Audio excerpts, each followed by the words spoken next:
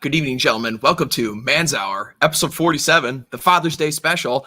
Man, we have a packed house in here tonight, man. It's going to be tons of fun. But right away, this is a celebration of the Man's Hour 1 year anniversary is on Father's Day. No kidding. So 1 year of the show. It's been a fun one for sure, but we're not stopping anytime soon. So we'll go around the panel real quick and introduce everybody. Again, making his return to Man's Hour, Mr. Robert Kuzland. How are you, sir? I'm doing well. Thank you, Red Hawk, and thank you for the invitation. Very happy to be here with you, gentlemen. Yeah, it's going to be a great conversation. And Hammerhead, making a return to Man's Hour. It's been a very long time, man. I think you're like an episode 2 veteran, if I'm not mistaken. It's been a while. How are you, man? Yeah, it's been a while. I've been busy, but it's good to be here and good to see you all. Cool. Of course, we got Paul Bauer from Come On Man Podcast coming in at the last second here. How are you, Paul? Man, I'm doing good. I think I've pissed off every single OnlyFans girl on Twitter today. So. Oh my God, I saw that. Yeah. You know, it's good to have goals. You're welcome, Internet. It's good to have goals. Yeah. And all right, and we got 2 newcomers coming up next. Skeptical Waves, first time on Man's Hour. How are you, sir? Hello. I do have a real human voice, not just a disembodied narration. Yeah, indeed. The bard of the dissonant right, has come to join us indeed. So this will be fun. And the patriarch himself, King of the Moon, Radical Liberation, Stephen Carson. How are you, sir? Howdy. Thanks for having me. Yeah, I've been typecast as like a dad because I have like 8 kids, but there's so much more to me than that. Well, we'll be using you for your fatherly expertise tonight, indeed. But really quickly, we'll get Shillings out of the way. Also, you guys could come and join Steven and myself in about a week here down in Nashville at the Shieldings event. So please get your tickets now. Get meet the 2 of us, have a good time, smoke some cigars, drink some fine whiskey, hear some fantastic talks. It'll be a fun time. But gentlemen, we are here to discuss Father's Day and fatherhood in general. Of course, we got a Father's Day coming up here in the States on Sunday here. So I guess the first point we should start here. I mean, all you guys are dads here, and I'm not. I have no kids as of yet. It's a goal for me at some point. But I think where I first wanted to start here is when did it really, I guess, the switch flip in your brains when you guys had kids? I'm imagining you kind of just have this epiphany where wow, I am the safety net at this point. I can't fuck up anymore. This is up to me. There's no more safety nets behind me. I got to steer the ship correctly. Did you guys have that feeling when you finally had your kids? You mean the first dad moment where you're just like, oh shit. I know exactly when, but I'll let Radical. What's your name? Radical. You just call me Rad Lib for short. That's what Rad Lib. Okay. Yeah, I'll let him go people first. do online. Yeah. What that made me think of, Red Hawk, is being at the hospital with our first child. We had most of our children at home, but that first child was at the hospital. And the feeling when they said, basically, it's time to go home. And I remember looking at my wife, we were like, are they crazy? They're just going to send us home with a living human being in our care? We don't know what we're doing. So anyway, that's what that brought to mind. Yeah, mine was similar. So I had never, until I had my daughter, I never had changed a diaper in my life. Never had to. And we were in the hospital, and my wife was in the shower, and my daughter was fussing and crying and stuff like that. And she was too far away from the nurse call button. And I was like, oh crap, she soiled herself here. I guess I have to deal with this. And that was my dad moment. I was like, all right, I'm just going to get in there. I gotta do what I gotta do. I'd never done it before. It actually isn't that hard, but that was the moment for me. For me, it happened even before the birth of my daughter. It was the ultrasound meeting, the ultrasound test when I first saw my daughter, and that was a real revelatory change, and coincident, barely almost passing out while I'm still sitting in a chair watching the exam. That was quite the experience there. Yeah. Robert, what about you, man? I don't know that I really ever had that kind of a moment. The household I grew up in, my birth situation is kind of odd. So depending on which family you're talking about, I'm the oldest of 8, youngest of 3, or an only child. So in the household I grew up in, I was the oldest of 8. So I was saddled at a very early age with a tremendous amount of responsibility. And being somewhat of a bookish, introspective sort of child anyway, the idea of fatherhood and its responsibilities and stuff were just always kind of a part of me. I knew how to rear kids as far as certain practical parts of it, although I will tell you that my knowledge of what it means to be a fatherhood was very different becoming a father in my late 40s than in my early 20s, because imagine that, you actually learn something over the decades if you pay any attention at all. And so the closest thing to a moment I had was really a moment of, okay, what have I done, was when I went to pick my eldest son up at the hospital. And that is only because as I was getting ready to head back to the hospital, had showered and had dressed, I turned on the TV, and there they were showing footage from Tiananmen Square of the infamous Tank Man and the protests going on there, and the lone man with the bag standing up in front of a row of communist tanks. And that's when I had a moment of, okay, I know I wanted to do this. I've had this all planned out, including the names of the sons I would have. What kind of a world have I brought a child into? That was the closest thing to a moment of, what, maybe there's more to this undertaking than I had anticipated or foreseen. But that's probably about as close to a moment like that as I've ever had. I've always had to be kind of the rock in my family. So even with the mothers of my various sons, they can panic. I'll stay calm and I'll get the baby changed. I'll stop the bleeding. I'll get him to the hospital. I'll hum Scotland the Brave as we're waiting in the emergency room. So yeah, that the Tank Man experience when I went to pick up my son is probably as close to a questioning or an epiphany moment as I can say that I got to. Even though that's very different than what Paul and Radlib discussed. Indeed. Hammerhead, what about you, man? Yeah, well, for me, it was it didn't really hit at first. I had our first daughter before we like 1 month before I went off to law school in another state. And I come from a massive family, hundreds and hundreds of people, and pretty much all of them still live in the same area of California. And I ended up, for the first month, we were just constantly surrounded by grandparents, aunts and uncles, extended family, brothers, sisters, cousins, whoever. And then a month later moved up to, and so I barely had time to think during that time, but a month later we moved up to a different state and ended up, and then I remember it hit me when we were like waving goodbye to my parents. They were driving back. They helped us move up there, and we were all alone. It was just my wife and I and our daughter, and I didn't know anybody there yet. And so that was when like it really hit me. I was like, whoa, like there is nothing between my wife and kid and the rest of the world except me right now, which was kind of a bizarre experience. And honestly, I do still have those epiphany moments sometimes because my wife doesn't work.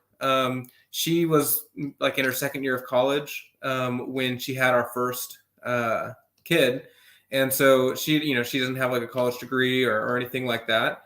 And and she hasn't been back to school or back to work since then. I would say she's got a pretty heavy job because we got 4 girls, but yeah, it's just been me. I'm the only thing that's been between them and the rest of the world this whole time.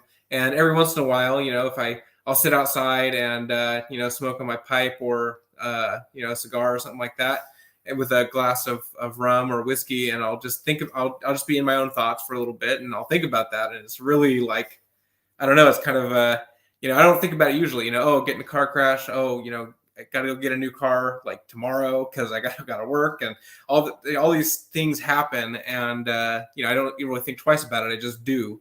And then, but in my more introspective moments, suddenly it'll hit me like, whoa, you know, it's like I just found myself one day in this position of responsibility. But I've always been very independent. I on purpose moved out of my parents' house when I turned 18. I just wanted to go it alone. I wanted to do what I could do. And, you know, I love my parents, and they actually ended up eventually moving up nearer to where we are, still a couple hours away.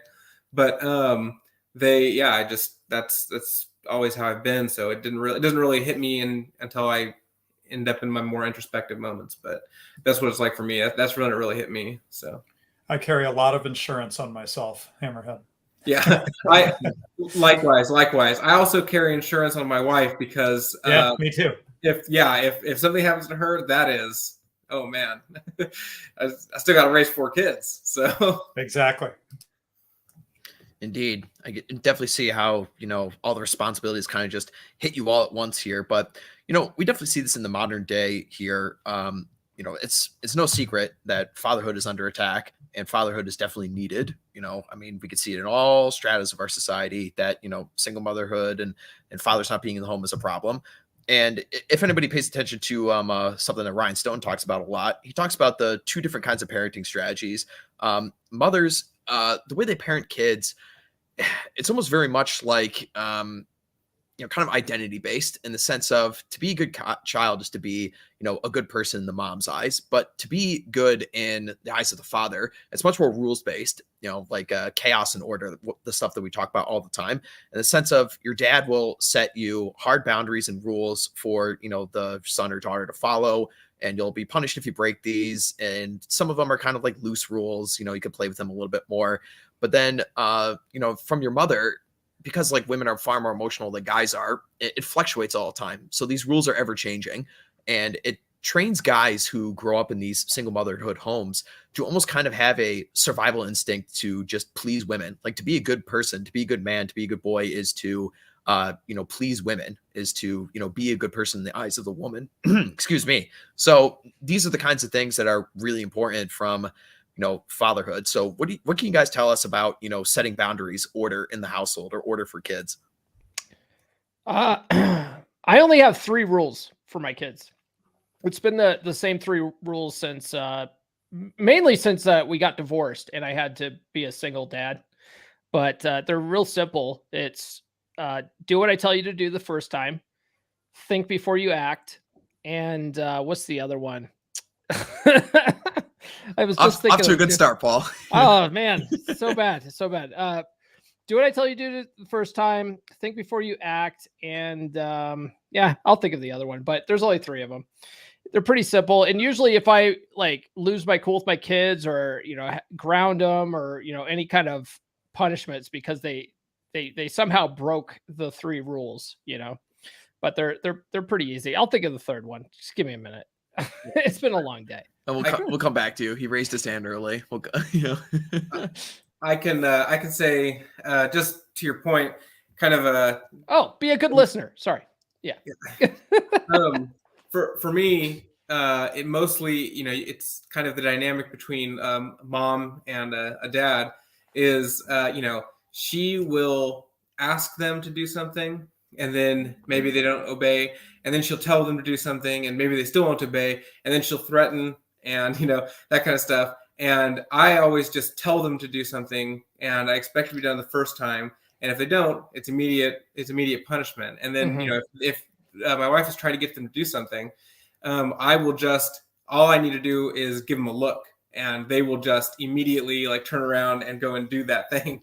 And I just think it's that sort of, you know, dynamic is interesting for me. You know, my rules are, you know, I try not, at first I tried to like implement be kind of specific with rules and be like, okay, you can do this and in these circumstances, and it never ends up working. It's basically like, you know, ask me if there's something you want to do that you think I may have a problem with, and then, you know, we'll talk about it. So obviously I don't want my daughter playing Nintendo Switch, you know, 24 hours a day. And I don't even want her playing it on school days. And then on days that she's allowed to play it, she will play it endlessly unless I set boundaries. So basically, she just comes to me and asks, and if it's okay, then it's okay. And when I tell her to put it away, it better go away, or she doesn't get to play it the next time. So that's kind of, I actually don't remember the specific first question, but just kind of riffing off of what Paul was talking about with the rules and stuff. I kind of have learned to be, I'm an attorney, I'm very type A, but I've learned to be a little more relaxed and a little more casual and kind of go off of kind of basic rules like what Paul was talking about, and I think it's good to have kids. If you kind of operate like that, then they develop an intuitive sense of kind of what's right, what's wrong with you. And obviously if they have specific questions, I answer those and why we do something, that kind of thing. But yeah, that's kind of how we operate. And I'm definitely, mom's biggest threat is usually the threat of dad. So I'm definitely the discipline force in my house, which was actually a little different than the house I grew up in. My dad was more of the, he was very relaxed and kind of just go with the flow. And he's definitely a man. I mean, he's a firstborn son himself of a bunch of boys. And so he knows how to take control when he needs to. But my mom was like some kind of military drill sergeant, like we had to pay money if we left a sock on the floor when we left for school and that kind of thing. We got, and if we got punished, it was you go outside and you're weeding the flower beds or the orchard, even if we ran out of flower beds for, a couple hours or stuff like that. So yeah, it's a little bit different than I grew up in, but I'm more type A. So I'm really happy that my wife is a very relaxed, go with the flow kind of person. Indeed. Yeah. What about you, Stephen? I'm sure running a household of 8 kids, and you definitely, have to discipline some kids more than others, especially between sons and daughters. You can't parent all the kids the same, right? Yeah, it's interesting. We have quite a diversity. Even our identical twins are different. And I have one boy that I call our 110% testosterone boy. He's like stereotype of a boy, right? He would headbutt his mom in her butt as a way of greeting her when he was 2 or something, Learned that from dad, I'm sure.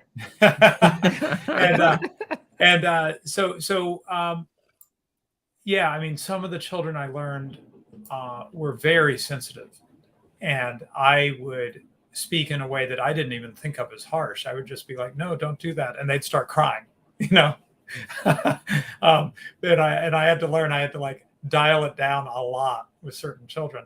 And then with that testosterone boy, I have to be pretty direct, shall we say, for it to get through to him. So yeah, those are some of the differences there. Deviating a little bit from talking about rules, I guess something that comes to mind for me a lot is just constructing the environment. We had a lot of children, we needed to move, so we're now on several acres, and we have animals, and we have a trampoline, and there's things to do here, and space for people to be, a shop where those who are inclined to be more work with their hands can do things. For me, that's been an important part of being the father, is providing a place for our homeschooling to happen, providing places for our children to pursue the things that are interesting to them. So I guess I think of it as sort of like, in the Garden of Eden, right? The man is a gardener. I think of my family that way a little bit. I'm providing a fertile soil for them to grow. Right. Indeed. Yeah. Robert, you were mentioning something about this a little bit earlier here, but I kind of wanted to, come back to this a bit. Obviously, you having 4 sons and have a wide age gap between the 2 of them, and you were making, references to how you learned a bunch of things from your first son to your 4th son. So tell us about how you've kind of changed over the years. Did you see like a marked difference in the way you parented, your first couple boys with your youngest son now? Well, I have 4 sons that run the age gap between 8 and 34. In that there's like a 34, a 33, a 22 going on 23, and then the 8-year-old. The oldest son, probably in the last 5 years, he and I were talking on a drive back from a concert, and he was telling me some things that I thought were throwaway, spur of the moment, off the top of my head, off the cuff comment or line that I would say to he and his brother closest to him in age, that became mantras for them, or things that absolutely stuck in their heads and were like inside jokes between the two of them. One of those things being, well, you're brothers, your fates are intertwined. And they would joke about that whenever something would happen to one or both of them, usually because of their mother. They just look at each other and laugh, and it's like, well, our fates are intertwined. And it was something I said off the top of my head, because the two of them had gotten into mischief together and had gotten in trouble, in part because of something they supposedly did according to their mother. And of course, Dad being the wrathful hand of God when they got out of line. It was just something that was said, and it stuck with them. The other thing he had said was he remembered every conversation with me as a child as being like the moment in the movie Conan the Barbarian, where the John Milius movie from the 80s, where Conan's father sits down with him and explains to him the riddle of steel, and that how men, women, you cannot trust, but this you can trust. And he's like, I felt like every conversation we had was like that moment in retrospect. One of the younger boys, the one who's in his 20s, told me he always thought of me as being like Toshiro Mifune, that I could be very calm and maybe even jovial, but that if you weren't careful in a moment, there would be this like unbridled rage just simmering below the surface. And the one thing he said to me, that he had done something when he was very young. It was a pretty big screw up on his part. And I talked to him about it, and I looked him in the eye and said, I'm very disappointed in you. And he's like, that stuck with me. And every time I would do something from then on, I thought, will my father be disappointed in me if I do this or if I do that? And so that information a little bit later on really made me think I need to be kind of careful how I handle things and how I say things, because you think this is important. I'm telling you this because this is important. I want you to remember it. And it's not important to them. They forget it.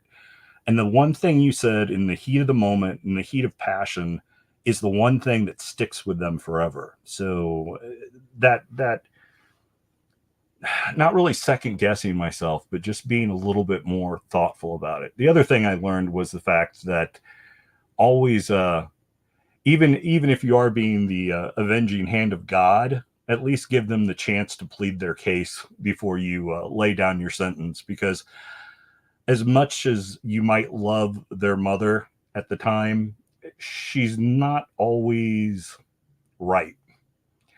And her reaction or overreaction to something that they've done doesn't mean you should overreact as well. So you have to be that voice of reason and calm and strength, even when dealing with your children and your wife or your spouse or their mother. Sadly, divorce is fairly common in our societies, and I certainly am someone who's gone through that myself, which is why I have 4 sons by 3 different mothers. So, my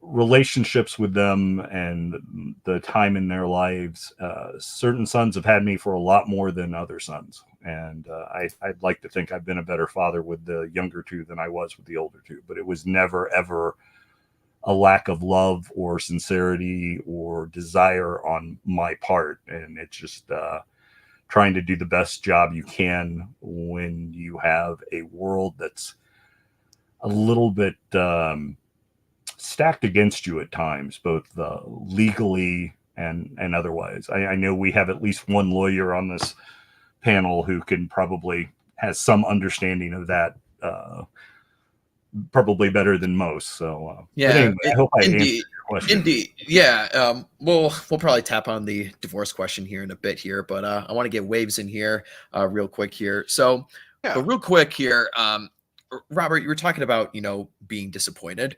And one of the moments that really sticks out for me in this case was I went to college. I was a freshman in college, and I was not a huge drinker when I was in high school. But the very first weekend I was in college, I went to a house party and got totally blackout drunk and ended up having the campus police sent to my dorm room.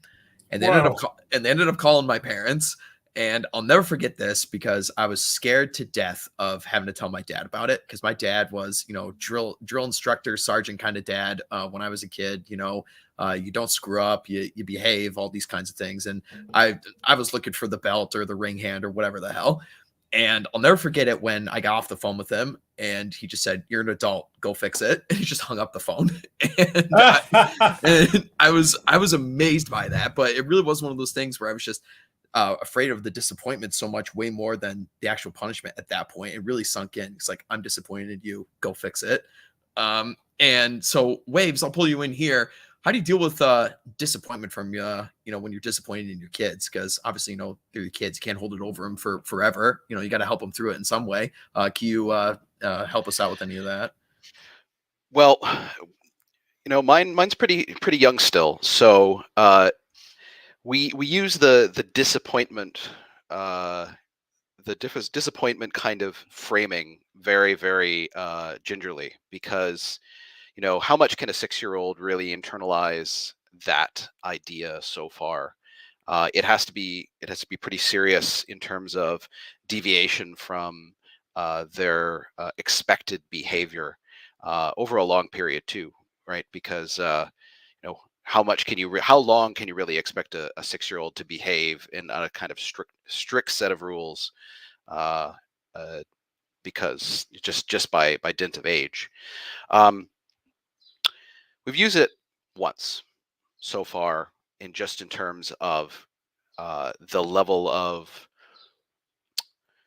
rudeness, in terms of too much exposure to other children who clearly aren't being raised in quite the same way.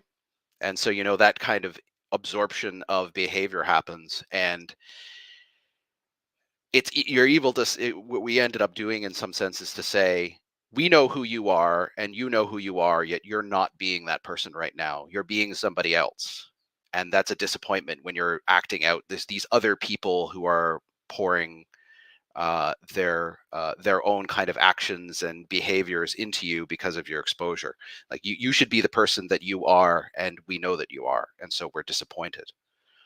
And that was quite effective at kind of explaining how it is that we would expect her to behave, because she knows she's deviated from what it used to be.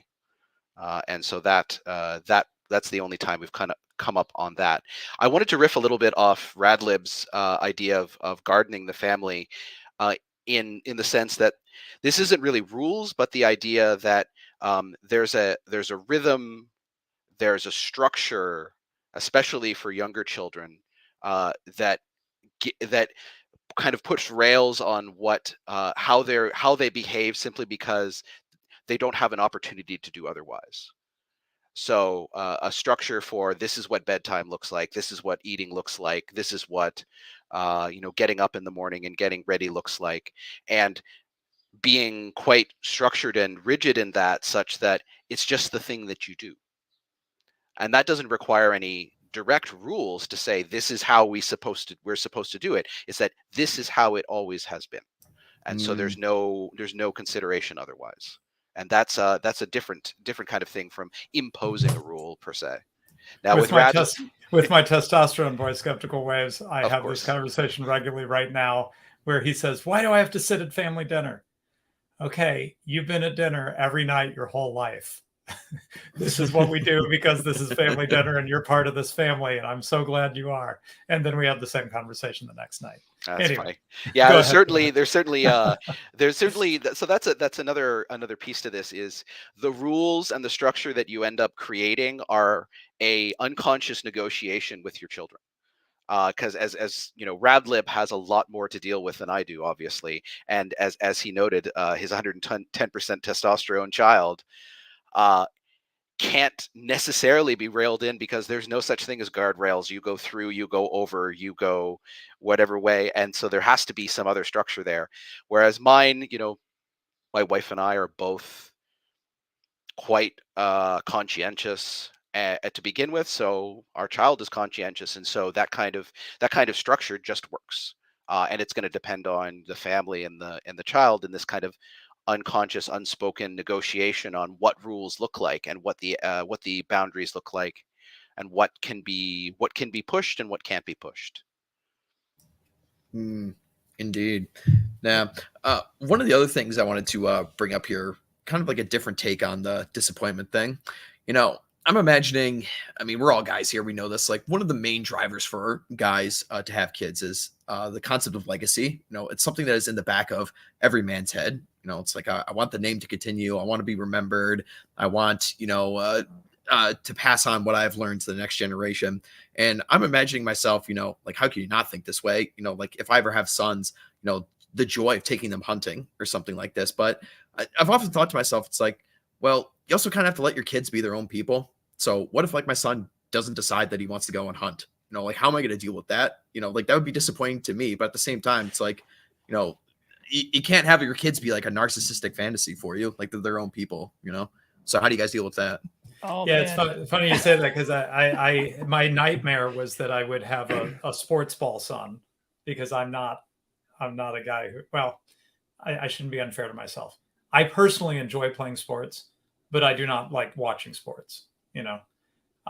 And so I just imagined, you know, having a son, and I think I kind of have one, that would just want to be playing baseball all the time, and I need to go to all his games. And I'm like, oh boy, can I be a good dad to a son like that? You know. What of course I didn't anticipate, Red Hawk, is that you know, when you love someone, that changes the game quite a bit, right? So I don't have to, you know, I have almost all of our children have done karate. I don't have to be like #1 fan of karate to find it interesting to watch my kids spar. You know, I enjoy watching my children spar. It's really interesting to me. I have some skin in the game, literally, right? Right. I don't have to be top karate fan or have had a previous interest in karate, because I love them. I care about them. They're part of me. Right? I always tell people that I can't. My wife and I both have red hair, blue eyes. You know, that sort of Scottish Irish look. Very Scottish, honestly. And I always tell people, you know, we can't let the world lose out on these awesome genes. And you know, and I mean, I will say, you know, I'm sure I'm biased, but we do make some pretty beautiful babies. And you know, it's honestly, it's fun. Like, I can't even imagine what my life would be if I didn't have like a loud house with people running around all the time right now. It's taking work right now when I'm muted, just to keep the kids like corralled, because my wife is doing things too. So yeah, there's there obviously, you know, I do have concerns. You know, most of my concerns for my daughters, especially, we homeschool. So you know, we tried 1 year of kindergarten in public school just to test the waters. It's not good, not a good idea, not a pleasant experience. Just the schools are out of control at this point. But we do. Yeah, you're in California too, so yeah. Well, Oregon, but we're in yeah. Oregon, but it's really not any better. It's the only thing that's different about Oregon versus California is that it's much more white. But There's that.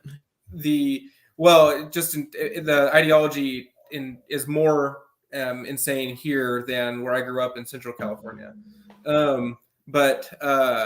Yeah, in any case, though, with respect to legacy and all that, you know, I come from a massive family, and there's going to be a lot of well, I won't say my last name, but there's going to be a lot of people carrying on that last name.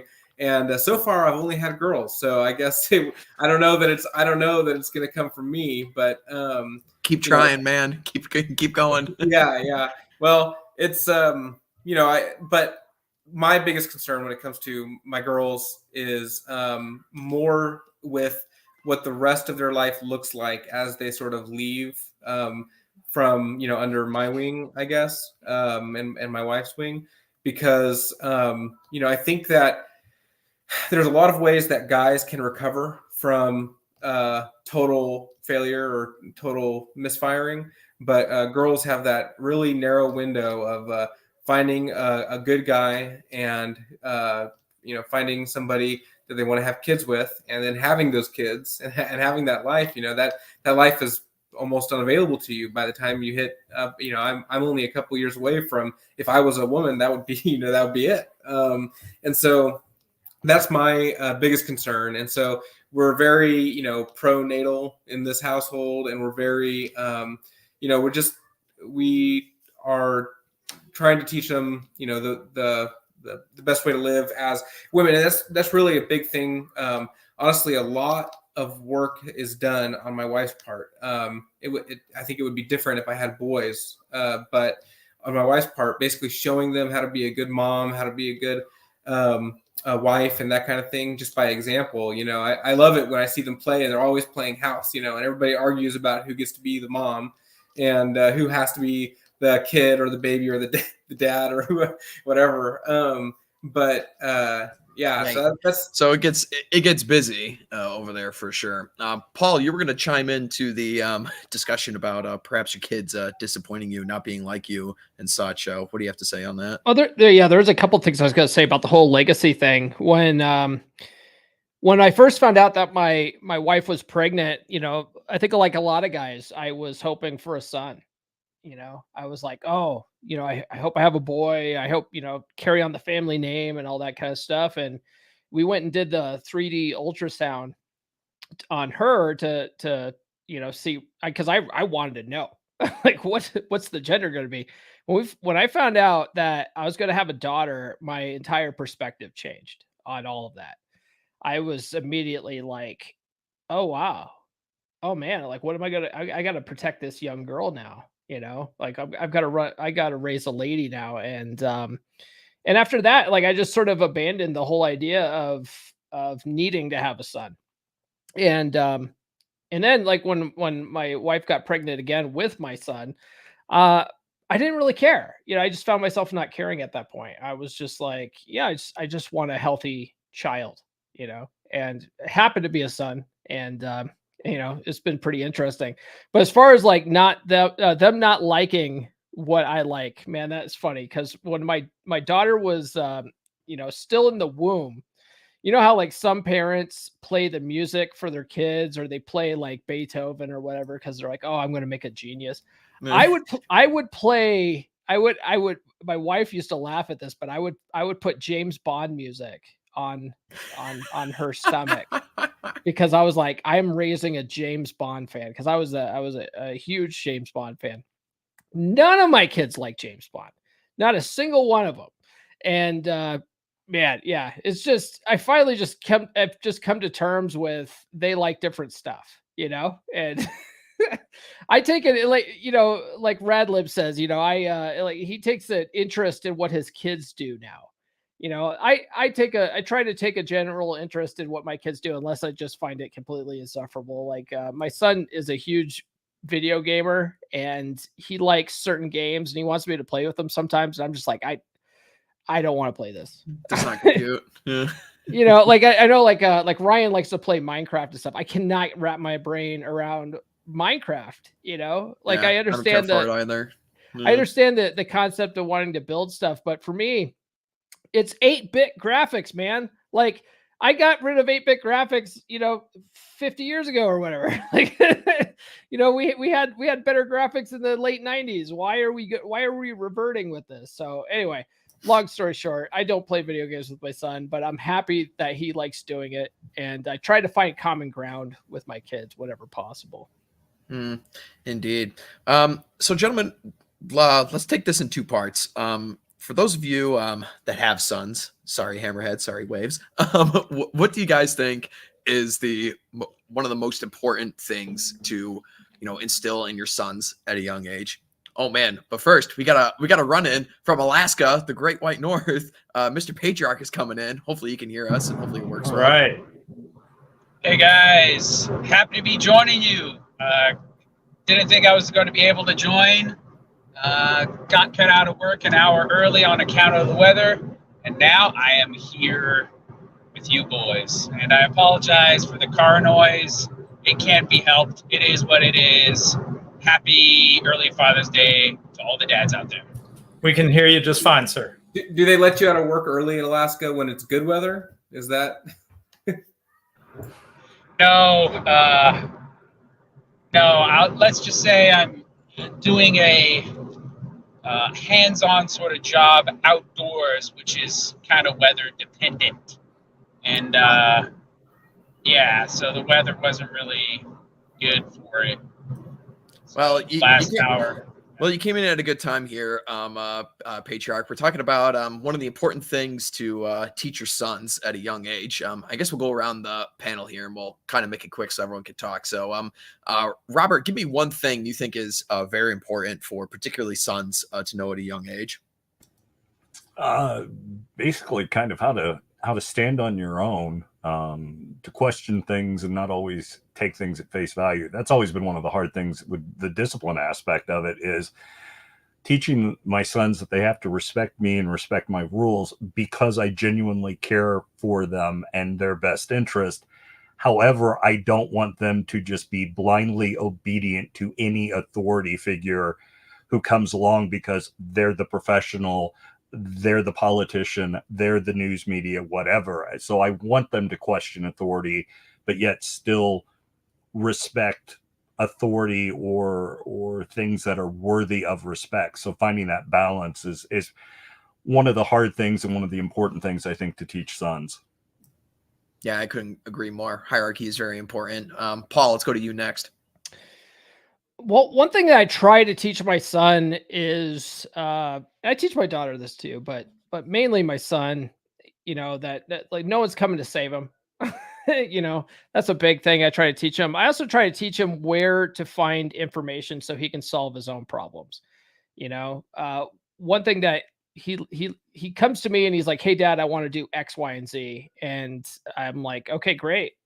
Have you looked on YouTube on how to do X, Y, and Z?" Right? Because I'm like, I try to teach him that self-reliance of looking it up himself and trying it out himself. If he comes to me with a problem with, like, say his Xbox, because he's a goddamn gamer. If he comes to me with a problem with his Xbox, like it's not working right, I'm like, well, have you looked on YouTube for a solution to that? Try to troubleshoot it yourself. So that's really what I try to teach my son, like, is how to find solutions to the problems that he runs into himself, because he really needs to either he needs to know that he can't necessarily rely on anybody, or he needs to find how to solve solutions himself, or where to go to find those solutions. Yeah, good one. Self-reliance, always important for any guy. Steven, you're next.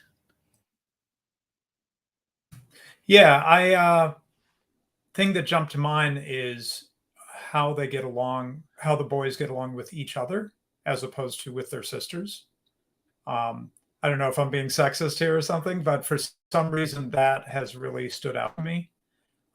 Maybe in part because I don't think getting along with their sisters is such a challenge for them, whereas getting along with their brothers, well, there's a couple things here. Like with their sisters, I know that your relationship with your siblings continues to be a part of your life, even when people that you thought of as super close friends at the time are long forgotten. Family members tend to stay around. So there's that aspect, but that kind of applies to all the siblings. But the boys' relationship with each other in particular, I think it it's such an important training ground for relating to other men, right? So you Yeah, know, absolutely. obviously they have the combative relationship that boys tend to have, but I really try to steer them towards um, uh, staying friends, you know, getting through those conflicts and staying friends. And I really encourage, my heart is pleased and warmed when I see that my sons are really friends with each other, just talking with each other and being friends as they get a little bit older. To me, that feels like a victory. You know, they are relating to other males, their brothers, pretty important males in their lives, right? They're relating to other males, and they're getting through the dominance game and getting to a point where they can learn from each other, respect each other, treat each other in a respectful way. I feel like that sets them up really strongly for some of the biggest challenges in a man's life, which is dealing with other men. Yeah, indeed. It's important to have those skills at a young age to know how to cooperate with other guys, because this is one of the things I hate the most about, Manosphere TM Twitter, is that everyone's a Sigma male and everyone stands alone and everyone's an alpha wolf and stands by themselves. Yeah. It's such a load of crap. No man is an island. All right, Patriarch, what do you got, man? I was going to say, if I could hop in just real quick before go ahead, Robert. Something there. I can't stress how important that is enough, and that is absolutely, that kind of tied into something I said earlier about their fates being intertwined. To broaden that out, I will not always be here for you. I will not always be here to have your back, but your brothers hopefully will be. And so when I'm gone and forgotten, your brothers and your sons, you guys need to keep those relationships. And with the fact that they have different mothers, I've always tried to stress that doesn't matter. You are all my sons. You are sons of Robert. Some of you even share my names or parts of my names in your names, and you guys must be aligned with each other and have each other's backs. So what Radlib said, I cannot trumpet loudly enough to the heavens how important that is. So yeah, Robert, the movie by David Lynch called The Straight Story comes to mind. If any of you haven't seen it, I strongly recommend it. It really drives home the almost mythic power of the relationship between brothers. Yeah, really powerful. So thanks for letting me interject there real quick, and I'll shut up now. Yeah, all good. Patriarch, something that you think sons need to learn at a very young age, something that's important that a father's got to teach them. Teach him to simp real hard. No, I'm joking. Oh God, get out of here. We got to kick him out. Yeah. No, so I have two sons. One of them is 3, and the other one is going to be 1 at the end of this month. So I think my advice is sort of related to where they're at sort of in this stage of their life. And when you have young kids, for me personally, I think it's, especially for my 3-year-old, trying to instill in them, just get in the habit, the ritual of, prayer and faith and whatnot is important. That's sort of when you start laying these seeds. But more practically, applying to anyone, whether they're a believer or not, is what you might think of as where the Miss Frizzle from Magic School Bus approach works: to take chances, make mistakes, and get messy thing. And specifically in terms of letting them take risks that their moms are not necessarily comfortable with. This is a dynamic that it's just so natural, like the trope that mom is there to, get off that, you can fall down, be careful, don't go outside without your jacket, etc. All that's true. And what's also true is, like, dad's always there being like, come on, let's wrestle. Yes, I want you to body slam me off the couch. Yes, I want you to climb up this thing, and then I'll come up after you. And you do so in bounds of you know, situations where there's no like mortal danger, obviously, but situations where they can, you know, get hurt a little bit and or lose. And roughhousing, I found with my boys is like one of my favorite things to do. Partially because I don't see them a lot because my wife's still waiting on her visa. But last time I was there, we just had so much fun doing that and letting him win, but not letting him win most of the time. So I'm like, yeah, you lose, deal with it. But then he also knows the sweet taste of hard-won victory as well when he like, you know, acts like a bear and chases data around the house like that. That feels good. But, you know, there's a lot of really fun, valuable dynamics and little lessons that get into the subconscious with young boys with roughhouse play. And all these sorts of things, building trust between the father and the son, knowing that I'm here to protect you, but you know, I'm also teaching you a little bit how to fight, how to take risks. And I think that is very vital in developing a certain degree of independence, of autonomy, and also just building a strong relationship with dad. Like I still remember, you know, being about my son's age now, literally, and just having a great time, just roughhousing my twin brother and I, like trying to beat up dad as like 3 or 4 year olds. And you know, those what you're doing with that is like setting the seeds for a really tight relationship with your father, which I still have with my dad, like to this day. So Indeed. yeah, those are just some little things I would add, specifically again tailored towards younger kids. So if you're a new dad and they're moving out of the milk zombie phase and, you know, starting to explore and stuff, be part of that process with them, you know, and be the steady hand, but also the guy who like pushes them to take risks. So that's what I'd say. Yeah, risk taking is absolutely essential for any young man, and you know, pays major dividends as an adult, of course. You know, we all don't need to rehash the arguments again and again about how our culture is over feminized and you know, over obsessed with safety and all this nonsense. But I wanted to shift gears here real quick, and we could say a piece of advice for the daughters here that you guys might have. Well, let's go to Waves this time. Excellent, because that rules and structure is arriving at bedtime, where Daddy is a very important component of that. So I'm going to have to head out right after this. I think for daughters, a huge component now is to embrace their femininity and to embrace the difference that is the difference between girls and boys, because it's trying to be erased in so many ways, and to make a distinction between positive femininity and this commoditized, well, for lack of a better word, OnlyFans style, where your body is something to be bought and sold. And there's something else different there. There's a value that's intrinsic and godly, that needs to be protected and embraced and celebrated, and that you're different than the boys, and that's okay, and that's something that everyone should recognize.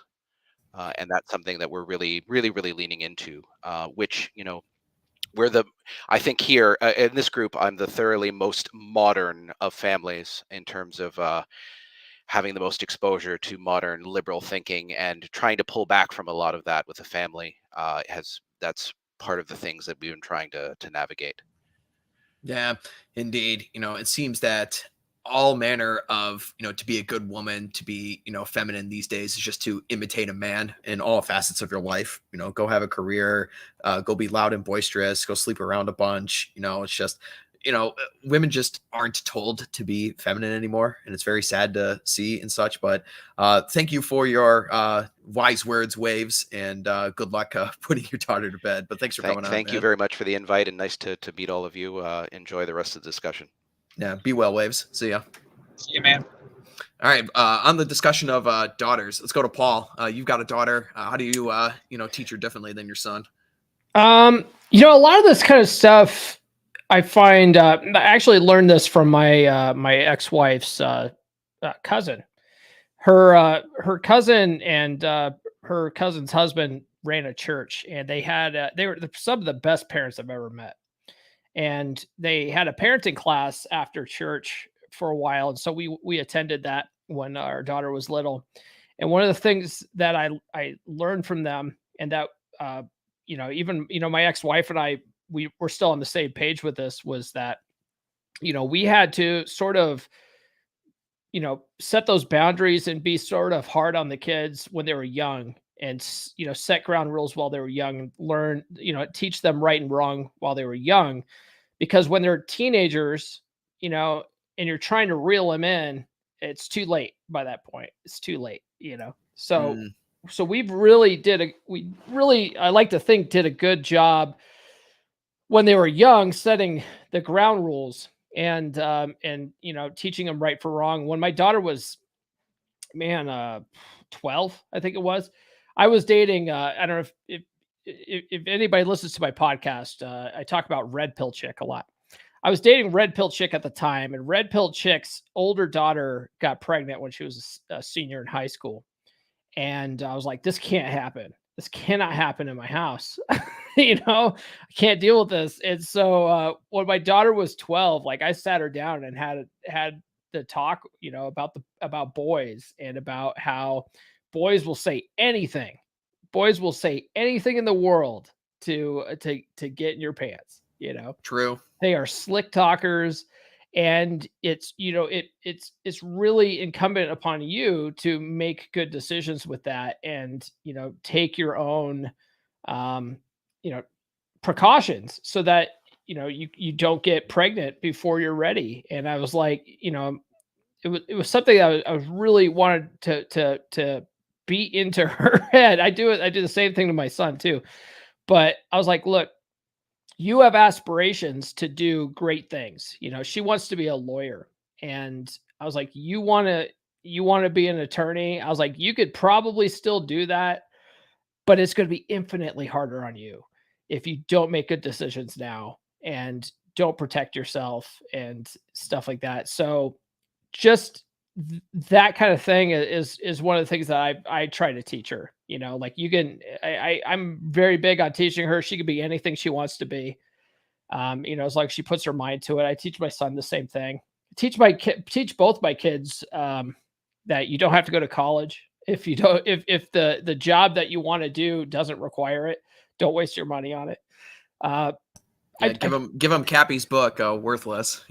Oh man, Yeah. dude! I told Cappy that my daughter wanted to become an attorney, and he was like, "What? You didn't give her my book? You got to give her my book!" Like, he would. He doesn't think that she should be an attorney, but she's got the drive. I think she can do it. I think she can be successful at it. Another thing that I do teach her also is that if she is going to go, she's going to go into a profession that's sort of, I would say it's probably largely dominated by successful men. And she's going to be competing with successful men, especially if she gets up to, like, partner status and stuff in some of these firms or whatever, starts her own firm. I don't know. But I was like, when you are in a relationship, though, you're going to be happier if you can detach from that competition mentality, because that's going to happen. That's going to happen in any professional setting. Women sort of are forced to be in their masculine when they're trying to be successful in business. And I was like, you're going to have to let that go when you're in a relationship, because you're not going to be happy if you're trying to compete with your, the guy that you choose, And another thing I try to teach her is to date sort of strong masculine guys that set the tone and lead, Yeah. So that's always that's a struggle, because a lot of guys aren't taught that these days. Yeah. Yeah, So. it's tough. Well, that's where we come in, right, Paul? They gotta subscribe to Come On Man podcast and learn how to be assertive with their women, for sure. That's right. Yeah, like the boy that she's with right now. Luckily, he lives in a completely another state, which I'm happy to foster that relationship because that keeps her from getting pregnant. You know, like she's not sneaking out of the house and flying on an airplane 5 hours. You know, so. But that kid's he's kind of a simp. You know, he's a total simp, and I'm just like, man, you know, it's sad to watch. But I'm like, look, that boy's in another state. I'm happy. I'm not gonna try to shoot this down yet. You know. Indeed. Stephen, lessons for daughters. Go. Wow. I mean, the thing that just keeps coming to my mind is just protection. You know. Protecting them, and back to that gardening metaphor, right? Our girls need space to grow without. Okay, yeah. So I'm really glad someone brought up the pressure of boys, right, to come at girls, but there's a lot of other pressures, right?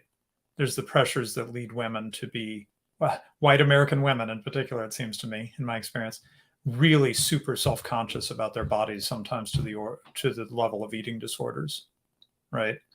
There's some really sick thing in our culture that comes at our girls.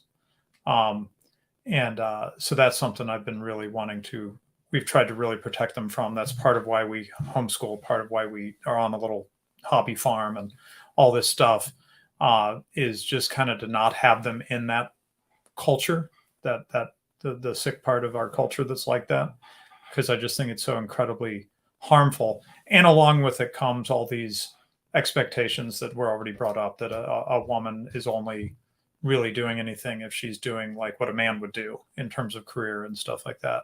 So protecting them physically, of course, but also protecting them in the ways I'm bringing up, which are sort of spiritually and mentally and emotionally, right? Keeping these toxic things away from them so they can just be little girls and young ladies without all this crap that gets shoveled on. All my life, I've seen the white women in my life, except for my mother, who was pretty resistant to all that for her own reasons.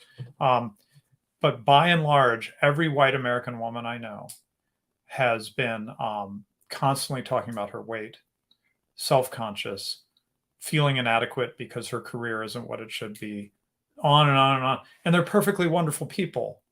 And they just have all this horrible messaging, you know. So protecting my daughters from that, providing them a different environment, a different message from my wife and I, has been really important. And sometimes that has meant pushing back on even other family members who start trying to put some of that crap in their ear and being like, we're not doing that. We're not giving them these messages, you know? Right. No, indeed. Sound advice all around, gentlemen. We're coming up on the hour here. We're going to go around. We're going to do some closing thoughts here, and then we're going to close it down. So, Robert, anything that immediately stands out to you that we didn't touch or we didn't cover that you have to get off your chest and say in the final moments here? Well, this is something I always share around Father's Day, because it's something that hit me as a very young child when I saw it and has always stuck with me. And it's a line from the great John Sturges movie, The Magnificent Seven from 1960. Good movie. And it's a line from all-time universal badass Charles Bronson. The village has just had a successful battle with the bandits. Some things have happened, and then all of a sudden, the fathers of the village decide to make peace with Calvera for the safety of their families. They basically will deal with the evil they know, as opposed to the risk of these gunmen who can't stay here forever, will eventually leave, and then they'll be at the mercy of Calvera. So they decide to kick the gunmen out. And these boys, who, like all boys, idolize these masculine gunfighters, in particular these three little boys that cling to Charles Bronson's character, Bernardo O'Reilly. They are talking to him after this, how they're ashamed to live here. Our fathers are cowards. And like a bolt of lightning, Charles Bronson reaches over and grabs the kid and pulls him across his knee and spanks his butt and sits him down. And he's like, Don't ever say that again about your fathers, because they are not cowards. You think I am brave because I carry a gun. Well, your fathers are braver, much braver, because they carry responsibility for you, your brothers, your sisters, and your mother. And this responsibility is like a big rock that weighs a ton. It bends and it twists them until finally it buries them under the ground. And there's nobody that says they have to do this. They do it because they love you, because they want to. I've never had this kind of courage. Running a farm, working like a mule every day with no guarantees anything will ever come from it. This is bravery. That's why I've never started anything like that. That's why I never will. That has always stuck with me since I was a little boy, long before I ever thought I would be a father. And that's something I think needs to be remembered. We do this because we want to. Not because we'll get rewarded, not because society appreciates us, not because the government will give us an even break. We do it out of love, because men are just naturally romantic SOBs. And we love the women, we love our children, and we try to do what's best for them. Oftentimes we fail because we're only human. We're mortal beings, and as flawed as any who have ever existed. But we do it out of love. And so that's what I'll leave it with. There's your moment. So if you've never seen The Magnificent Seven, you're missing out. And I don't mean the newer one. I mean the one directed by John Sturges, based on the Akira Kurosawa movie, The Seven Samurai from 1960. Yul Brynner, Steve McQueen, and Charles Bronson. You should see it if you haven't. So yeah, it's a must-see Western, and a fantastic speech in that movie for sure. Thank you, Robert. Man, I gotta go rewatch that movie now. I haven't seen it forever, but yeah, fantastic and very topical. Yeah, I'm feeling the same way. Yeah, well, I remember that scene too. I saw it when I was, a little kid, and I still remember that scene. And yeah, the kid says that, and then Charles Bronson just like speaks his ass and gives him the talk. That's good. Indeed. Well, while we got you here, Patriarch, go ahead. Any final thoughts here?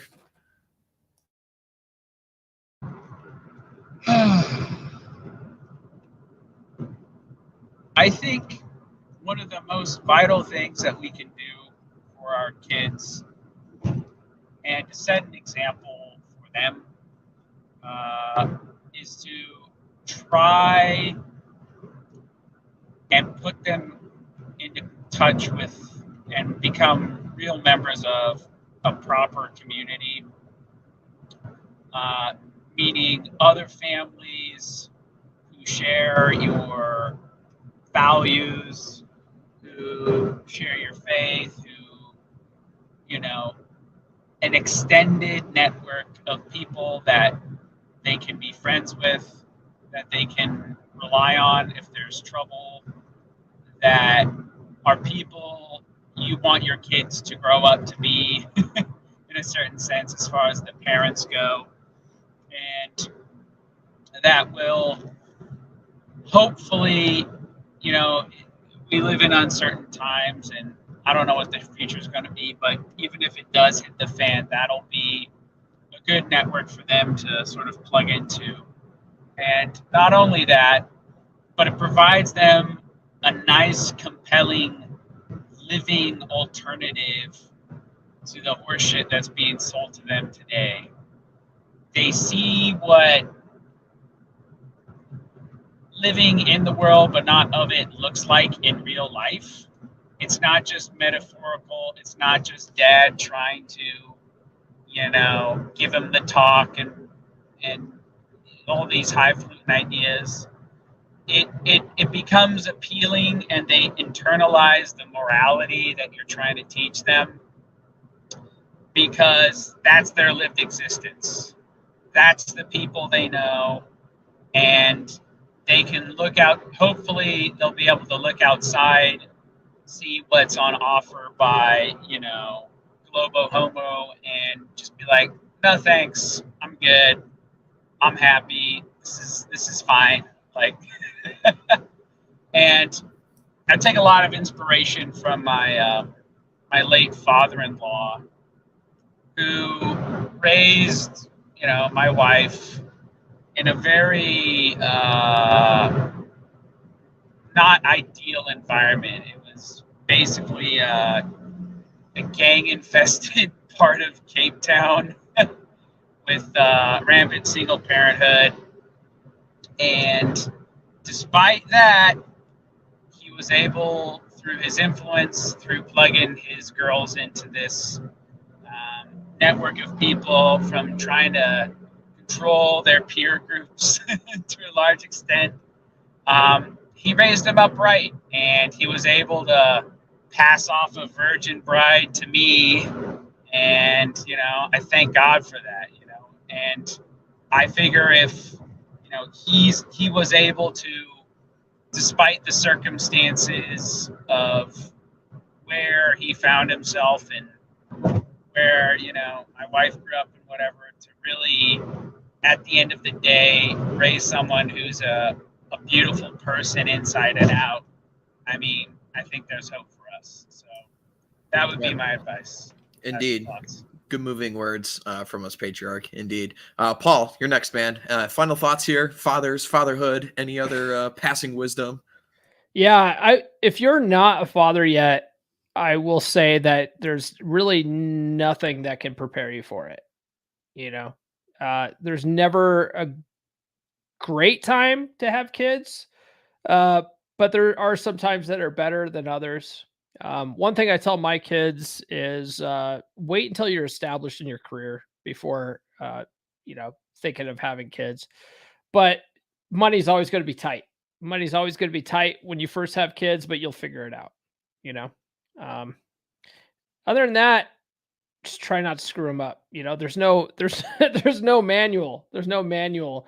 But try to look at what your parents did good, and what your parents did poorly, and then improve upon it. Like one thing that my dad does, I talk about my parents on my podcast all the time because they're totally messed up. But one thing that my dad used to do is he used to like lose his temper and blow up at my brother and I, and occasionally I'll find myself doing that with my kids too, because, kids will test your patience pretty hard.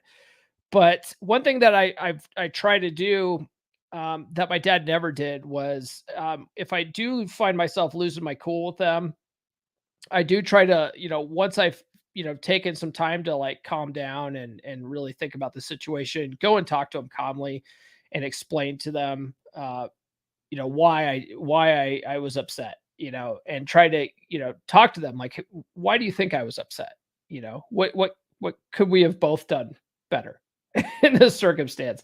That's one thing that I try to do that my dad never did, and I think it would have been a help for me. So anyway, there's no way to prepare for this. You just have to sort of, it's one of those things, a sink or swim situation, Indeed. Thanks, Paul. And Radlib, you get the last word here. What do you have for us? All right. Well, the Bible verse that came to my mind is Ephesians 6:4. Fathers, do not provoke your children to anger. Bring them up in the discipline and instruction of the Lord. I think a lot about encouraging, but not in the sense that our culture tends to treat it as, which is, participation prizes, right? Everybody's done a great job. You're all so nice. Encouraging in the sense of injecting courage into the heart of your children, right? I think that's in particular a role of the father. It's already been spoken to some degree. I think Mr. Patriarch was talking about leading your children into taking risks, being there with them, guiding them towards that right.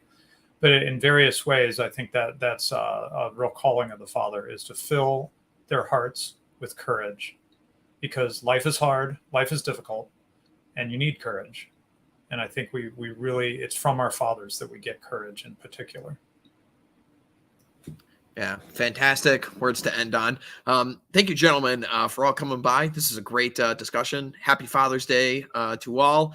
And we look forward to the next one. We're going to make this a yearly thing. It's the anniversary of the podcast is on Father's Day. So we'll be discussing fathers, every single year around this time. So it's important. We're going to keep on doing it. But thanks for coming by, fellas. Everyone in the chat, go watch the Old Glory Club stream right now. You need to drop a link to it. Yeah, I'll get one and I'll drop it in the chat here. But we'll go around and anyone could show really quick. Robert, where can people find you? Can you hear me? I had to alter my mic a little bit. Yeah, we got Robert Kuzland on Twitter, on Instagram, and with the Masculine Geeks on Wednesday nights at 9:00 Eastern Standard Time. Yeah, it's always good to watch. Radlib, where can people find your stuff?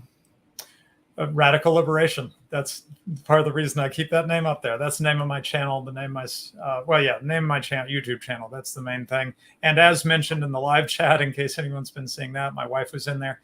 She and I do a series separate from my usual show that's more infrequent, but kind of is right in the wheelhouse of our discussion tonight. It's called the Mrs. Radlib series because it's a show I do with her. And I'm Radlib, she's Mrs. Radlib.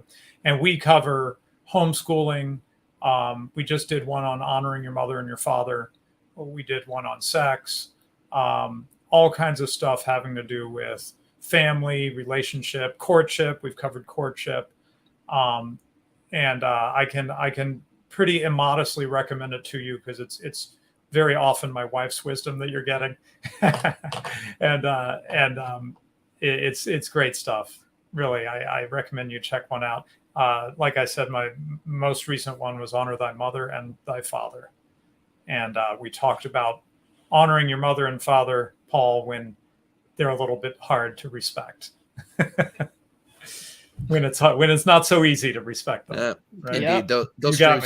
Those streams between you and Heather are always great. Always enjoy watching those. Patriarch, where can people find your stuff?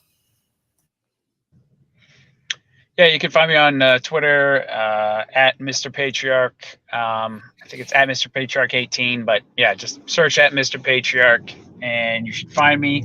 I also do a YouTube channel on culture, a little bit on meta politics, some history, nerd shit, basically.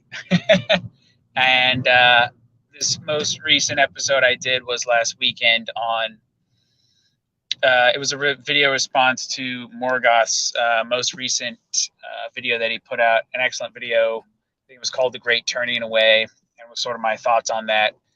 Here in the next couple of weeks, I'm going to be interviewing Michael Witkoff, aka Brother Augustine, who has a new book coming out.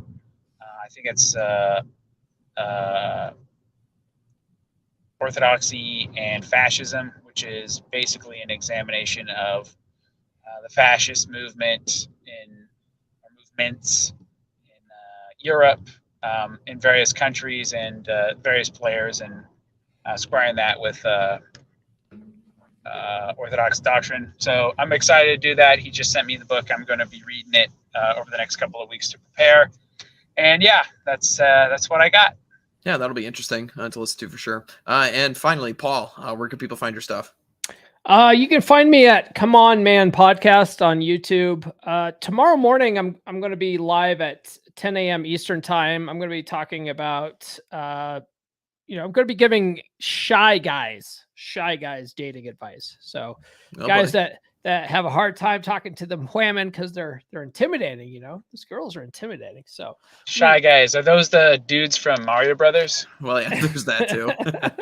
Paul wouldn't know about that though. He's not a gamer like his son. So I have no idea. Yeah, and then on Saturday, I'm actually hosting Rule Zero. Are you? Yeah, cool. We're gonna be talking about what Rule Zero means. Oh God, no! Don't give the guys on Twitter ammunition. They gotta go dig and find it. They're too lazy to tune in anyway. That's true. I was getting guys with that on Twitter again today. Nobody knows, man, and they still mouth off about it all the time. Whatever, man. All right. Well, for myself, check out the Substack. Check out my Twitter. Obviously, subscribe to the channel and go over to the Old Glory Club. And of course, I will shill once again the Shieldings event, which is next week down in Nashville. Come meet myself, Radlib, a bunch of other guys in our sphere. We're going to have good conversations. We're going to drink some fine scotch. We're going to smoke some good cigars. And it's going to be a full, fun weekend full of like-minded people. So it should be good. But thanks for coming by, gentlemen. And we will see you all next time. Thank you.